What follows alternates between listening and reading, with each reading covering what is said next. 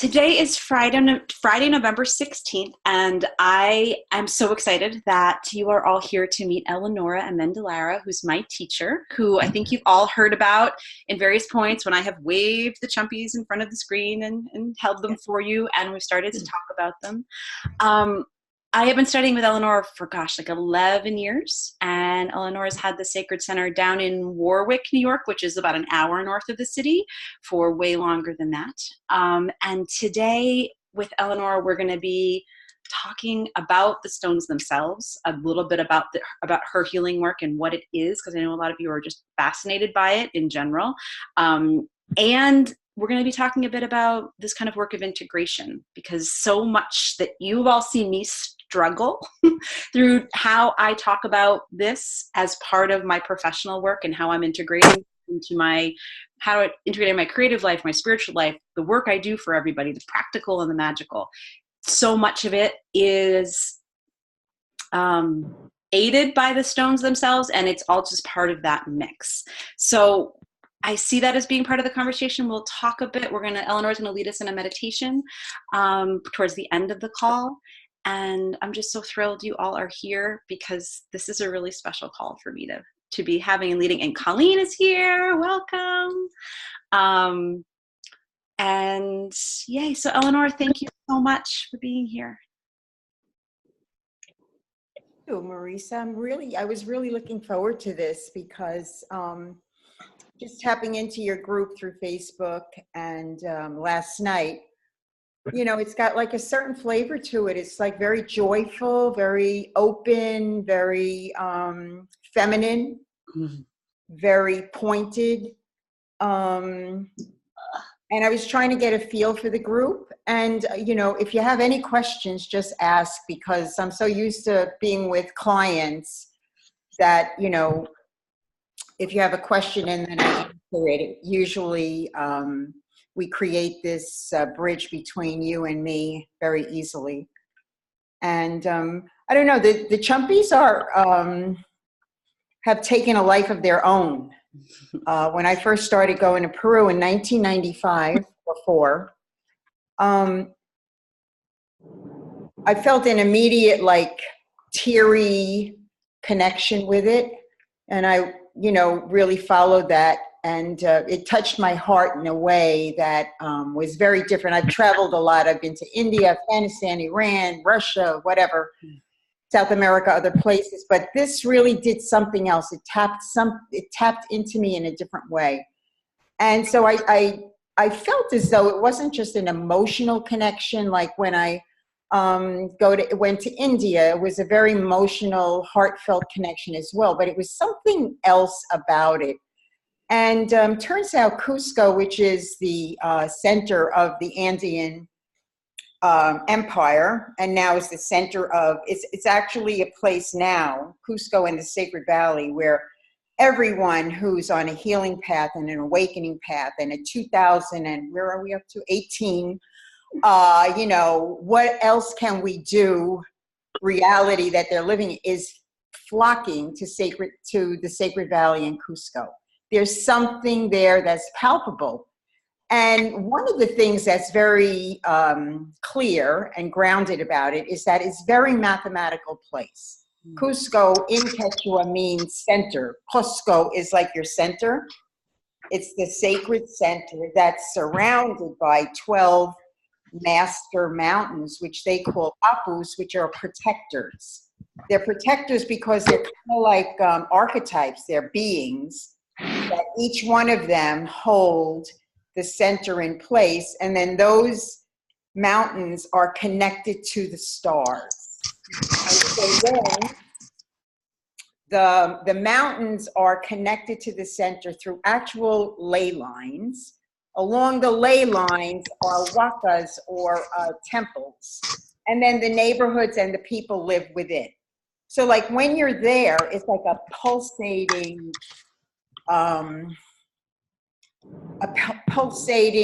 active, energetic place that you walk into. That was not a random thing, but was mindfully placed there. It always fascinated me, the geometry and the mathematics of the whole place. And so I was on a mission to figure that out. And of course, also within the Cusco and that whole Andean complex, the symbols that they use are the Chicana. The Chicana, I don't know, has anybody ever heard of that? Chicana, you probably saw it. Yeah, is the 12-pointed or Southern Cross.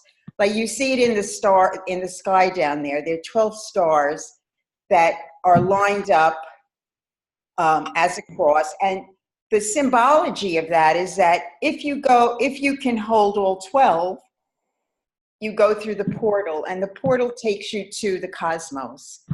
And from just doing all this work for so many years, I mean, that's what we've always been after. We've always been after, like, can we pull that frequency, that dimension? Can we touch, can we pierce our reality into that?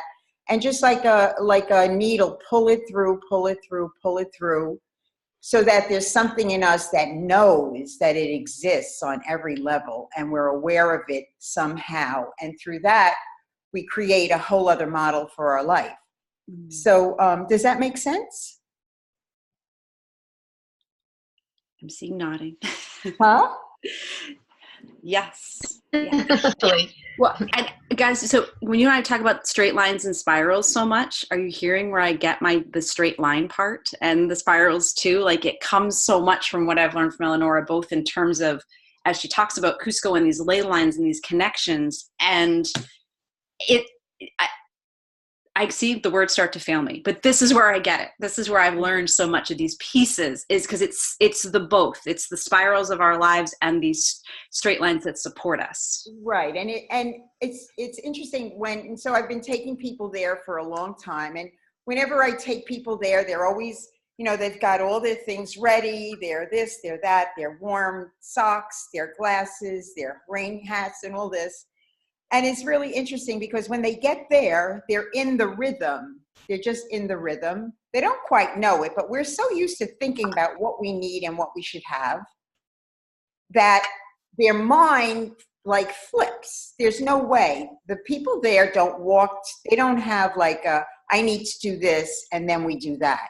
They have like, this is where I'm being taken today. And of course they're very organized people there. They're organized in that they live according to the plants and the sun and the stars and the rivers, right? Because that supports them. They're very, very like astute and successful farmers. They eat really well.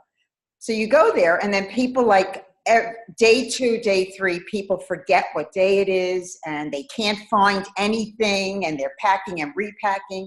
They're getting very anxious and frazzled. Day 4, day 5, already everybody just doesn't need anything anymore. They're just being guided, right? And my guide takes them through places. So I think that's one of the things that we struggle with here, is that we have things compartmentalized. We have the spiritual place that we do, the psychological place that we do, the family place that we try to tether between the two and balance. And I think that just over the last 10 years, especially the shamanic journeying and working with crystals and stones has been helpful in that they've built like a symbology so that people can kind of like know that world is real. Like we have the physical, the psychological, and we have the etheric or the emotional, the mental, and then we have that dream state that is symbols. There's no words there. You see a crow in the tree right now, and then I know that crow and me have something in common, and it's trying to, it's showing itself for me. That world of symbols is kind of like an important world that needs to be like a bridge between the physical, the real mundane, and us, right, in the spiritual. And anybody have any questions about this so far? I'm not sure I'm. So I have a question. So okay. This feels very familiar to me. And would those ley lines include in Sedona? because that's very geometrical there, and there's supposed to be lines coming through. I'm just curious. I don't need to know. I can look it up online, I guess. Yeah, yes, I was actually in Sedona a couple of years ago, and it is. You could feel the vortex. That place. There's. I don't think there. I think some of the ancient places on the planet, some of them are dulled down, not dulled down, but not open and active. Peru is one of those places that's open and active, because I think it's one of the few places where indigenous people still exist. Like they still live in the mountains, they still have their alpacas, they live the way they did 500 years ago. And so I think that adds to it. And, but yeah, Sedona is a definite vortex. Okay. Similar. But we killed everybody. Huh? Yeah, okay, I get it. Thank you. I appreciate it. Yeah. That's what I find fascinating about going to the Andes, is that it's an active portal. So it's a dimension jumper. You can jump the dimensions there if you're, just you can, And the real thing is like, then why, then do you still have to keep going to places like that? No. It's more like, how much of it can you embody, let go, allow yourself to be in that bridge, and then come home and live accordingly, right? I mean, that's the hard part. That's the hard part. All those years, I mean, I always tell this story, all those years going to Peru, for my first year, I mean, I spent like hours and hours and days on a horse in the Andes on edges of cliffs. I come originally from Brooklyn. There's no way I was going to be comfortable with that. I was scared out of my mind. And, after a while, the mountains and the horse, just carried me. And it was a real metaphor that was real life, that now I'm pretty good on the horse. Wow. Yeah. I mean, whenever I was scared up there, I'd say, oh my God, look down. And my husband would always say, I don't care what you do there, just don't go on edges of mountains. I'd say, no problem. And the horseman there would say, Mamita, don't worry, the horse has 4 legs. If it trips, it has 3 more. I'm like, okay. But it was like a simple mantra. But I went every time, face that fear that was in my head, and then allowed, be present, be still in that moment, and then allow the magnitude of the mountain and the connection more than anything to the stars. That vastness of our universe, I carry that back with me, carried it back until my cells were really lit up with it, and like little by little seeped in until you really feel the shift where it's not your mind leading you anymore. Something else is pushing you, allowing, and all of that stuff. So it's been quite a journey. And the chumpies I brought back because, to me, a lot of the things that we do are very valuable, but holding stones is something that's real and practical and grounded. And so when you hold a stone, your mind, your brain connects with it, and it does something that you can't just do from like this, because we're not really awake enough to like let our mind be still and be expansive. We get trapped very easily. But when we hold stones, and when the stones are placed in a geometric shape around us, we're creating this portal, this gateway, this doorway, to then allow ourselves to be present, release, not think, and then something else comes in. And so it's kind of like that the chumpies kind of led the way. I looked everywhere in Peru for people who knew what they were. I saw them in in the mountains. I saw them in museums. And a lot of the teachings were lost a long time ago.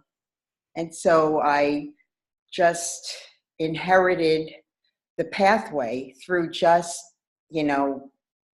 being a pain in the ass and just going there every time, asking everyone about them. And now it really is kind of come to where it's a really amazing modality that can be integrated into anything else as well.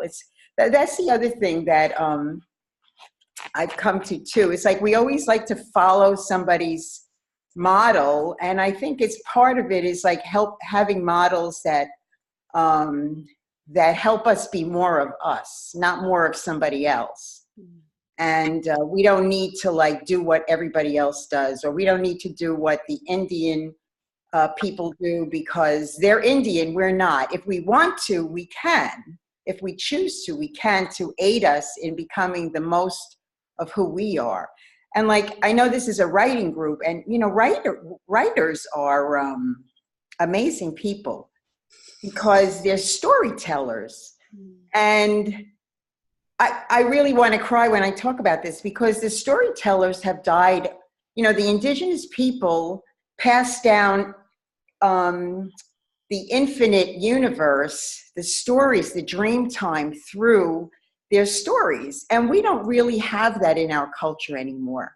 So I give everyone like so much credit. It's real medicine. It's a medicine that needs to have that spiritual edge to it, you know? So I really, you know, like the Marisa, like when you do the 1 word a day, it's so powerful. I look at it and go, oh, and then everybody adds to it. It's like 1 word, right? Has a lot of power and medicine behind it. So, you know, and I love that we land there at the words for a second, because I think what so much of what this group has come to know the Chumpies, because it's me talking, is like, this is a 7 and it means wholeness, and talking about the facets and as we've come to encapsulate them in words. And knowing that is the way we can convey it here at home, because we're not up in the mountains, and knowing that it appeals to our brains that need to hold on to words, and knowing that, okay, there's wholeness, and the other side of wholeness would be not good enough. Can you talk a little bit about how the words have come in for you? Is Larry there? I'm on the phone. 45 minutes.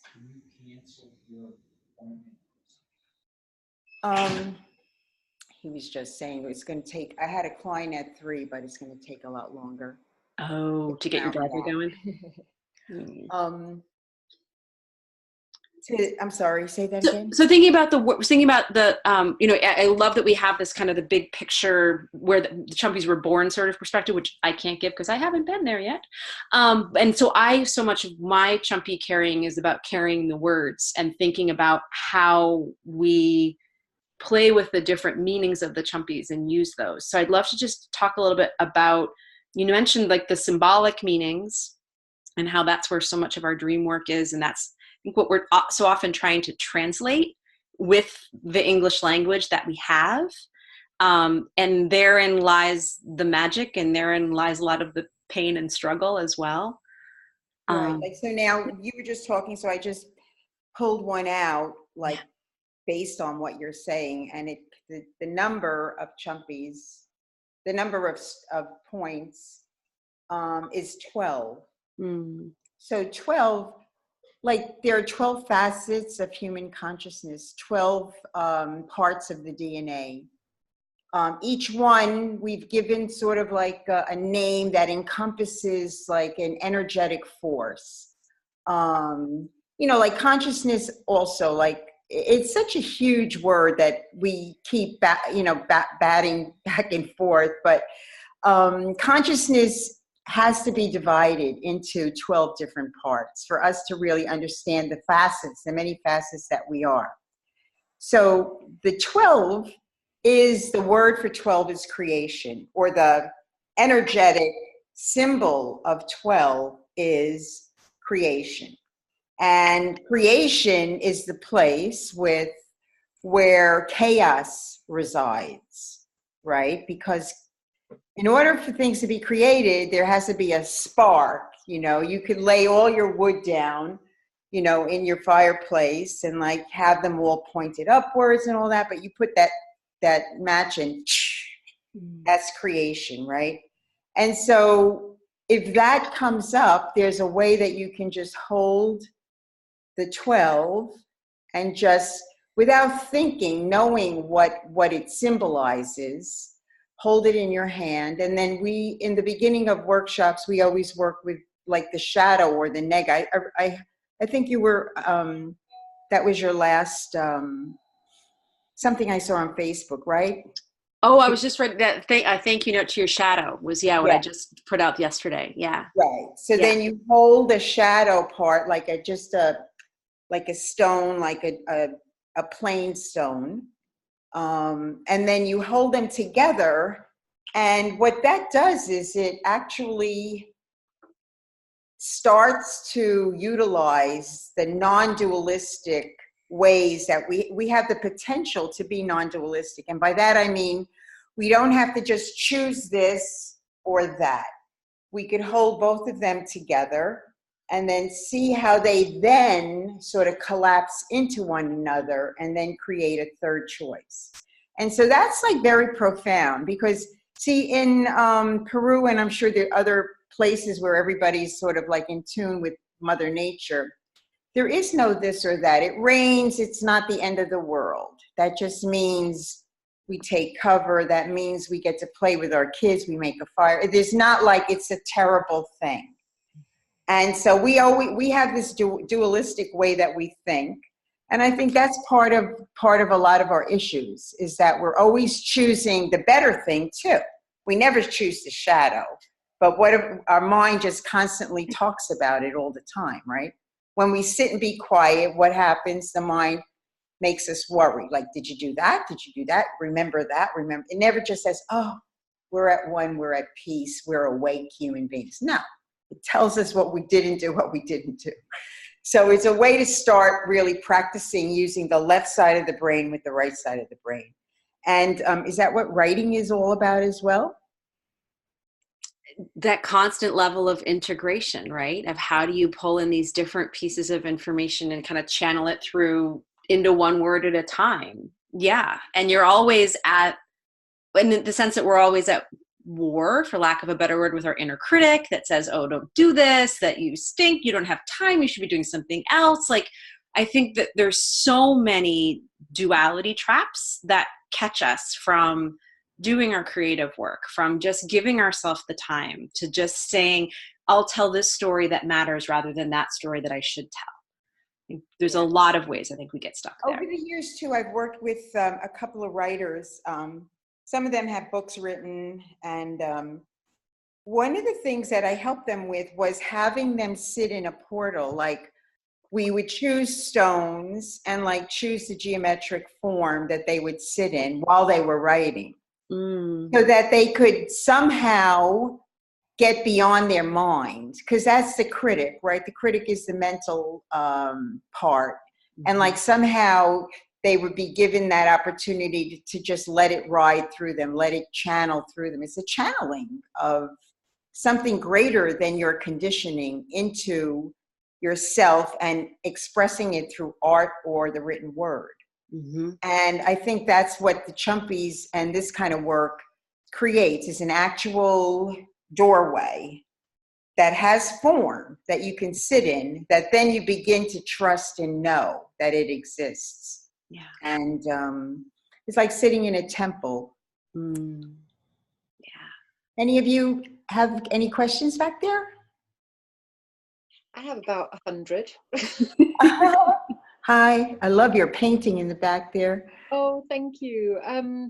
Oh my golly, I have been so looking forward to this session and hearing you. I'm just on fire right now. I've got like literally 100 questions. But I think coming back down to the kind of basics, the little bit that I've learned about Chumpi stones, and I've done a lot of spiritual work in other dimensions, right? So this all feels like it's a coming together, and this is a final, like it's a vortex. And oh, now I found my 13. Oh my goodness, where did you get that? It was a shamanic, I can't remember the name of it, but it was a shamanic site. I got it online. but Shaman's Market. it's absolutely beautiful. Wow. Yes. Wait, I just love this thing. I fell in love with it. I had to have it. I didn't know the first thing about it. I have no idea what 13 means. And I think coming back then, because I've done a little bit of sort of online, and I've gone to your website, but they always talk about 7 Chumpi stones, like working with the 7, but you have a 12 there. And then I have this 13. Like, tell me more about the numbers and where Okay. they So there's, whenever I go there now and I say, can you make me these stones? And they say, we have 7. I'm like, I do 12. And then they say, oh, you know, the 7 chakras. I'm like, the Andean people never talk chakras. That's a Western influence that came in right when the Shining Path, when I started going there, the Shining Path, Fujimori took over and the Shining Path was gotten rid of and they became free. All the mystics came out. And then a lot of attraction from the West came there. Just like the 4 directions and the mesas and the 7. The 7, now, that's not to say that 7 isn't a very powerful number, but 7 is that you have to go through 7 levels to be called a master of anything in the in the Andes. But chakras, and it's 12 because the Chicana is on every temple ever. The Chicana, that form, 12 points. They move according to the Southern Cross. The Southern Cross is like the Southern Cross. Do you have it up there, Marisa? It's kind of like, if you could look it up, because it's the 3 steps times 4. The 3 steps is the upper world, this world, and the lower world. And then on the bottom, you have the same thing, and on either side. That's their cosmology. The upper world is the eagle, the condor. The middle world is the puma, the one who straddles both worlds, or the otorongo, the jaguar. And the lower world is the serpent, right? Times 4, 3 times 4. So 13, though, is when you're standing in the middle of the 12. And it doesn't have to look like that there, but 13 symbolizes you being in the portal, being able to not get pulled out of the wholeness of your existence. You're sovereign. Beautiful. So you must be right there, young lady. I've been journeying a long time. Yeah, you must have been journeying a long time. Yeah, the 13 is what we're all playing with. If we can say this, this time is a little different than any other time, it's because we're up against the unknown. We can't look to any culture or any dogma or any indigenous anything to tell us what comes next. We are the ones, as the Hopi prophecy says, we're the ones. So enough of us who are on that little outer edge, we're still here, conditioned by this collective, but we can move outside of it and hold it at the same time. That's 13, right? Wow. By the way, if you guys are feeling like you're nodding and saying absolutely, and I have no idea what she's talking about at exactly the same time, I was in that state for years and I still am sometimes. Just beautiful when you can embrace it. Yeah, it's like a transmission. There's, it's a beautiful thing, really. I respect writers very much because the word has been taken very literally for so long. It's like, what did you mean by that? What did you say? And also the thing, whenever I'm trying to write about what we do, I mean, that's where Marisa has come in, because I'm like, well, if we say that, everybody says that. It means that to most people. We're so conditioned to place a word, a definition, according to what we think it is. But it's been a journey to find the right words to express the transmissions that are coming through as well. It's coming through symbolism, but we have to express it in words, right? In the beginning, there was the word. And the word has energy to it. And so we have to, that's why each one of the Chumpies has a word attached to it. That's like a real, like, facet of consciousness. It's like it's a force of nature, if you will. In the old times, what's come through are like the symbols, the archetypes, like the Hathors symbolize something. Zeus, Shiva, Ganesh. These are all forces of nature that symbolize, and we are putting numbers to it, actually. Wow. You know, because numbers, in the beginning, everything was a number anyway. We're a mathematical formula, basically. And that's one thing that Andes teaches you. We're basically a mathematical formula. I think Greg Braden put out a book once years ago that, you know, God is a mathematical formula. I didn't read that one. Yeah, I wasn't attracted to it either, but the thought, because I think we're so programmed to think that we wouldn't like that's the opposite of our spirituality, and that's the opposite of, you know, it's just so real and tangible and gross, and yet that's also the way in. The way in is the DNA. Light is the formula of math. And if you look at the old Aborigine paintings, they were all dots. They were all very mathematical, the dots. And that was springtime being manifested in this world right now, right? And the Aborigines were like one of the origins of the world. They brought the Dreamtime mathematical formulas through creation into this world. And they've been pushed aside for many years now too. So, but we have a lot of their old paintings of them. I remember being in a class with you, gosh, probably 5 years ago, and I heard, like, so in class, guys, we do healings on all of us. You know, it's how we learn, is putting our hands and doing the work. I remember lying, and it was my turn to lying there and just hearing there is a geometry to joy.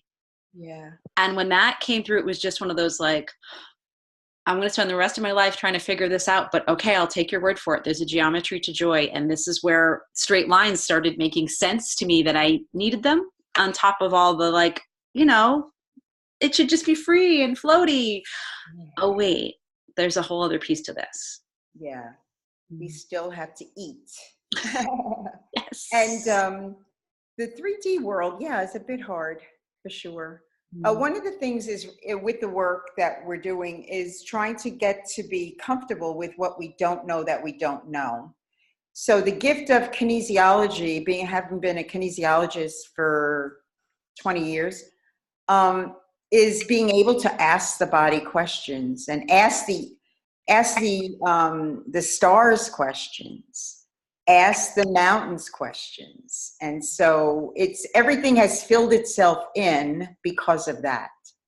I think that the art of asking the body questions of what we don't know that we don't know has been a good part of, like, how this is now a way that we can use to help us tap into what we don't know that we don't know.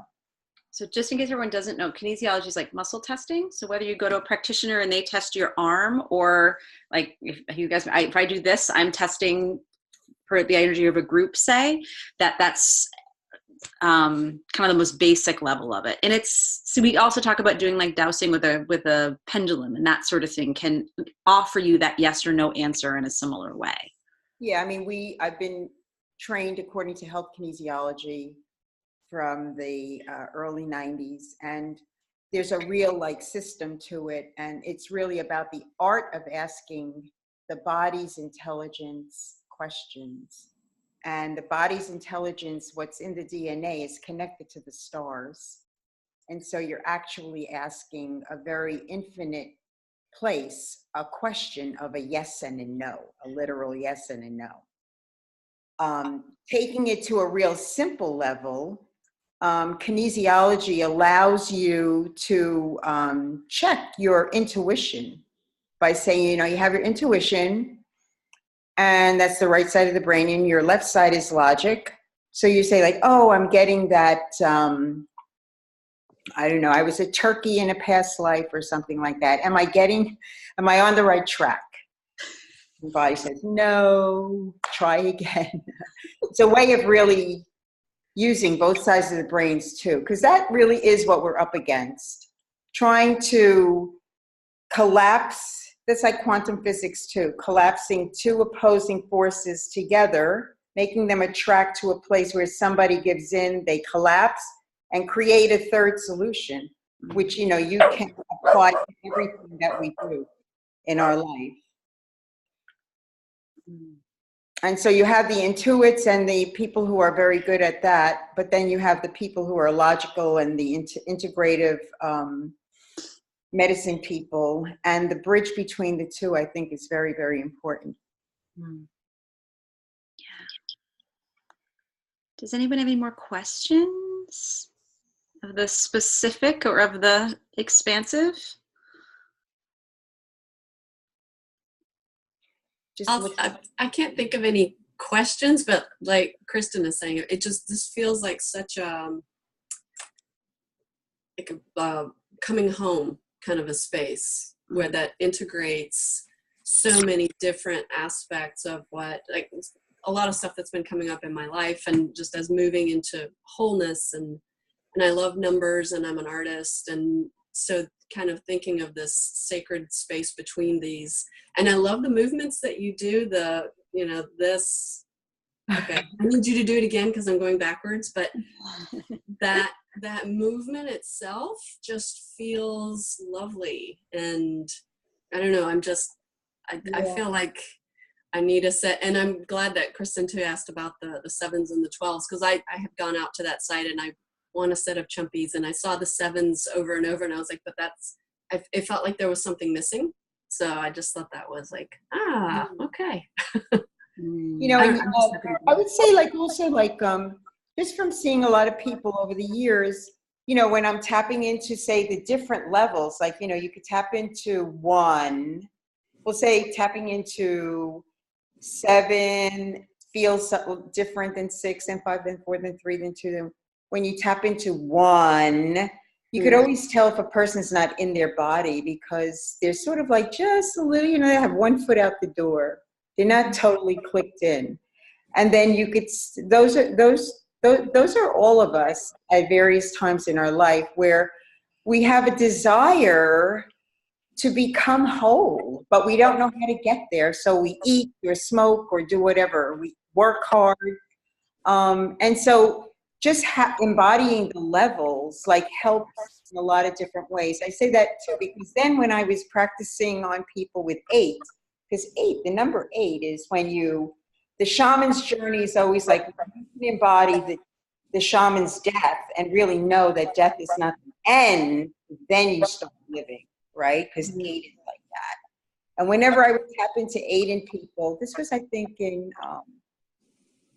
2000, they were like scared, like just in general, like the people that came in, they were scared. It was like a time where you had to either go to a priest or a rabbi or a shaman or somebody higher than you that was more spiritual than you to like get there.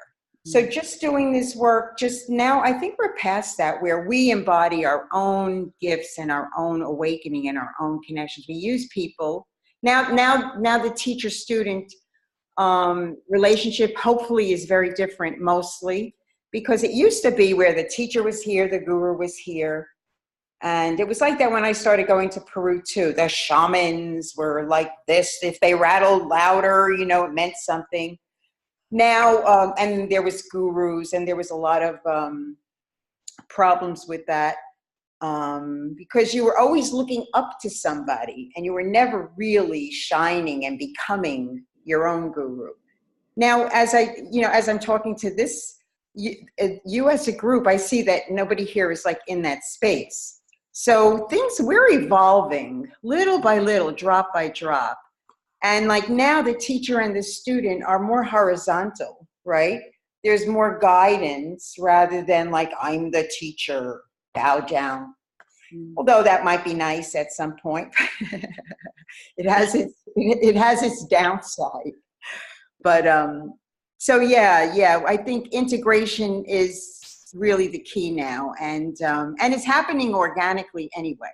Whether we want it to happen or not, whether we mindfully say this, that, or the other thing. I find a lot of different types of people coming right now. People who are just at the point of, okay, I've done this, I've done that, I'm allowing this, like, put another spark in there to light me up or something like that, If we want to have time to do a little meditation, I did sit with the group, and I don't know, do we have time? Yeah, that'd be perfect. Yeah, I know you drew that card for us too. Yeah, I drew this card. I in Cusco. I just came back from Cusco, and there are people there that are going into the depths of the Amazon to meet with those tribes that have not seen, civilization, and they're trying to teach them how to make little products so that they can, sustain themselves. So they came up with these cards. That different one. This is drawn by a Shipibo tribe, and I pulled this up for all of you, and it's really about like bridging heaven and earth, walking with wisdom on this earth. And the last part here says, through the diverse artistic manifestations, healing yourself and designing a fulfilling life, which I love that, we could design our life. And you're grateful to the universe, the mother and the Pachamama for the gifts, creativity, and the medicine that was given to you. So your medicine is artistry and writing, correct? So what I thought we could do was like create a portal. Does everybody have stones? I hope so. This is a crew with stones. Yeah? Oh, goody. If they hung out with me for any length of time, there's the conversation about how many rocks you wearing in your bra today. So there's different forms. The form that came up for the group was a 5-pointed star, which is fabulous because the 5-pointed stars, there's 3D, then there's 4D, which is the foundation. 5D, like we're 5-star humans. We're like, we went a little bit outside of our 4D, our structure, our foundation, into a place where we're up against the cosmos. We're part of. We don't have that transparency, that ability to disappear, but we're right up against there. So the 5-pointed star is an amazing symbol of like, you're right in the middle of, you sense the cosmos, and you're also living in 3D as a 5-dimensional human, right? And actually the 5-pointed star is the most symbolic mythological symbol in all cultures, cave paintings and Egyptians and African and all of that. So if we can just use that, you're going to pick 5 stones, and actually, like, so the 2 on the bottom would go on each side of the ankle, right? And then 2 here, like on each side of the head, and then 1 above the head. Mm-hmm. So generally speaking, as we lie down for this, we all wish we were in bed with Gwen right now, where it'd be super easy. You could lie down, or you could just sit and put it around you. It doesn't matter. Right? Yeah, sure, absolutely. And I'm going to use 3 sounds. The first sound is going to be having access to higher wisdom or a higher vibration without getting there. That's the trick. You can't get there. You have to arrive at the door. There's nothing more you can do to get there. So it's like having access to this higher vibration or greater reality, as we call it. And then the first sound, what did I do? I tested this. The first sound will be a gong, access. And the second sound will be just trusting, stillness, not doing anything, taking time. And that'll be,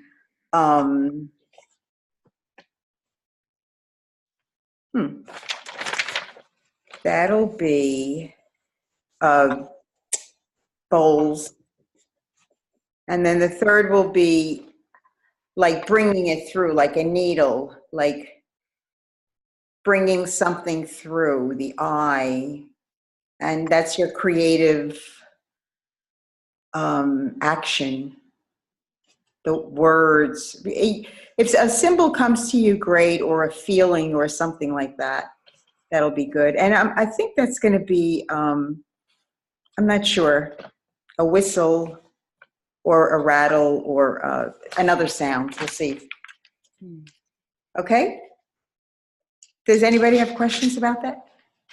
So we have a form, a thought, and a sound. The three together create the magic or the alchemy. Mm-hmm. Okay? So I'm gonna, I don't understand the rocks things. I'm kind of new to the group, so I don't know about your rocks or my rocks. So I'll just kind of like be with this, because I really have no problem knowing what I don't know or not knowing what I don't know. so we want to, so do you have stones? No, this is my first like here. I haven't. Oh, Do you have any stones or crystals around your apartment? Yeah. Yeah, I don't know. well, it's perfect because your face is against the like expansiveness of clouds moving in back of you. So it's pretty interesting what you just said. You know, you have like this expansion. So don't worry about it. Just like lay down and just visualize the 5-pointed star around you. Okay. Okay? Thank you. Yep. So guys, whether you want to lie down or sit up, totally up to you. I think I'm probably just going to lay it around my chair. Oftentimes when Eleanor leads classes, she does some online stuff too. I'm on the floor, but I'm going to sit. So whatever makes the most sense for you. So grab, whatever stones you have available and trust that we've got a maestro holding us anyway.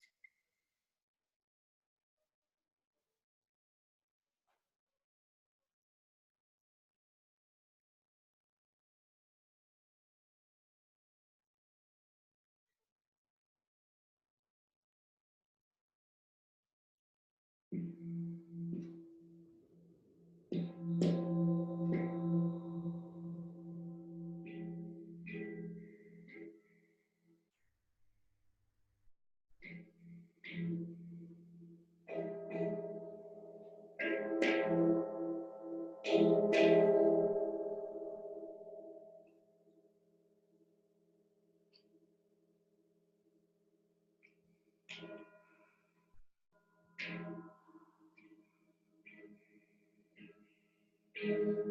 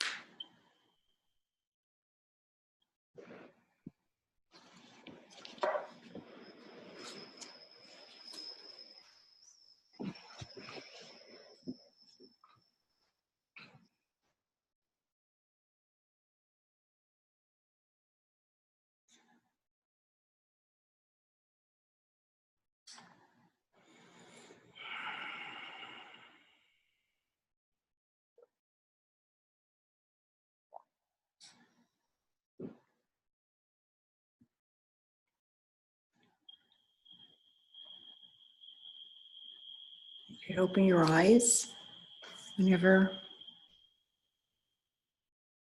you want.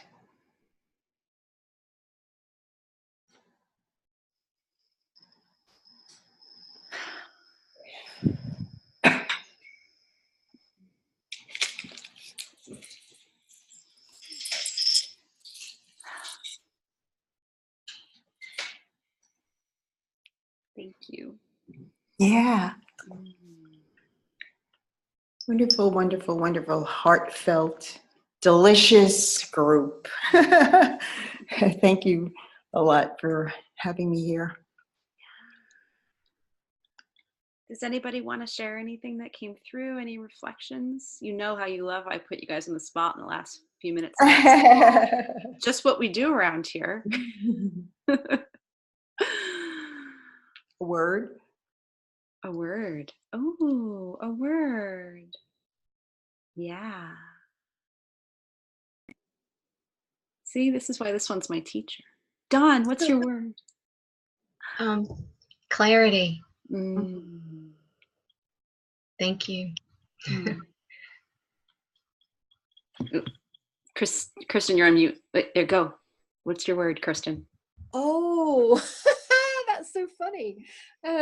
Integration. Yeah. Integration. And I don't know, I just go with the flow of what my body needs. But every time that sound changed, I was on the floor laying down with my rocks, but I felt the need to move my body, and I would just hold that pose almost like it was a yoga pose or something until the next sound came. It was just beautiful. It was magical. I just really felt embodied, and it was, thank you. Thank you. The word that came to mind for me was dimensions. The whole, and I just got done reading a book about time traveling, but this whole thought of being here, but the ability to be in other space and time as well. And for some reason, I really resonated. I don't know if they were bells that you were ringing towards the end. It just really spoke to my heart. The bells are, they're from, one's from India, one's from Peru, but India uses a lot of bells too. When you go into any temple there, you have to, it's like calling in all the spirits. Yeah. Calling into, that really resonates to me. I think I had lots of things coming in at that point. For me, it was interesting. It was also body. Like I had this feeling of just wanting to reach and open and look up. And then with the bells, it was barefoot dancing. Just this image of feet dancing barefoot. And that was feeling too of this 5-pointed star, right? You're just like, wow, you're a star. Do we have anybody? The one with the little baby. My word was grounded. It's hard for me to feel that way these days, but wow, yeah, it really brought me just like down to earth. So it was lovely, very peaceful. What was your word, Marisa? Holding, and that idea of hold and be held, because that's it's a huge part of my work. It's just in terms of holding a group, but also trusting I don't have to do this right now. And just trying to, and I think we all probably do that in various ways. What if we can just let the star hold us? Because we have no business holding up the stars sometimes. Any of the time. That's a good title for a book. What's coming to me was the birthing. Just like taking something from the infinite and birthing it into the canal to like bring it back down and to create with it using that little texture of it. Yeah. Felt like a birthing process. So, but we have Cynthia. We have Cynthia's word too. Please. So mine was time float, and what was it? Time floating. Time folded back on itself. It moved itself around. This is taking forever, and then all of a sudden, oh my gosh, we're all back here. This is what we're doing, sort of a thing. It was really an act of I don't even want to say that. So anyway. And also a huge connection with my grandmother. Huge. So it's really with what? My grandmother. Oh. And I noticed a lot of different things that I didn't notice about before, about her before, about her life, about our connection. So it was really nice. It's actually what you said and what somebody else said feels like exactly what, if anything, an intention was, is that we're in time because we're incarnated in a body, but we're asking ourselves to be of no time. Yes. Like of a non-dimensional being of no time. Like leaving the out of body there's no time. In a body, there is time. So it is actually like, how do you integrate, fit, coalesce the two together? And it's possible. It's definitely possible. Yeah. You might feel crazy at first, but it's possible. It's familiar. Thank you. Gwen and Colleen, did you two have words? Yeah, my word that came to me, I came in kind of heavy. I had a couple harder sessions before this and just felt very light, the star, I just felt this like brightness. Yeah, so definitely needed that. Thank you very much. Yes. Gwen? No, we're wordless. We honor the wordlessness in you. Oh, everyone, thank you so much. Does anybody have any last thoughts or questions? I will certainly link to various ways to find Eleanora, including she has a free call every month, the Virtual Wisdom Council call. You may know the woman who hosts it for her. So I'll post that so you guys know when that's coming up. But does anybody else have any other questions or thoughts or yearnings? Thank you for being here. This was lovely. It was a really, working with Marisa and I want to hold a Chumpi in all of them. So my hands are like, I want. So this. Well, feel free also to email, or I don't know what we do, but because I think that's important. That's what I admire about Marisa, is that she keeps the thread going, and feel free to connect in any way you want to. Marisa, can you hear me? I can. Okay, good, because I'm frozen on my screen. I was just going to say, I just want to thank everyone on this call for this gift.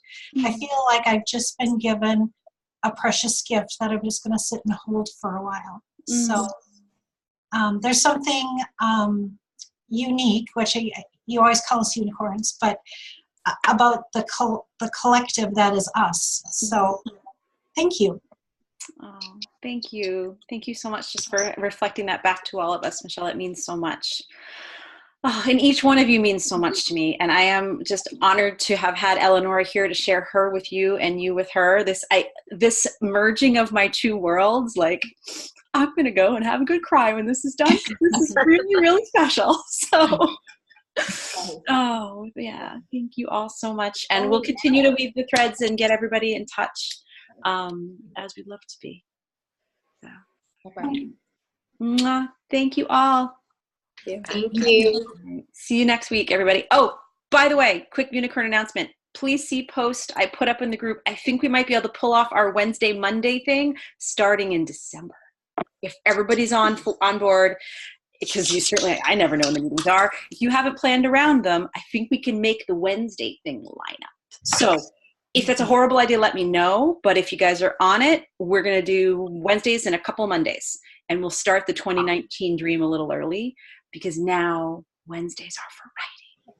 And I'm ridiculously excited about this. I didn't know I was carrying this huge weight of our weird calendar. And I'm sorry to all of you for trying to overachieve with over-planning us. Wednesdays. Lovely. All right, but I love you even on a Friday. And I hope you have an amazing weekend. And I'll see you all next week. Bye. Thank you. Bye-bye.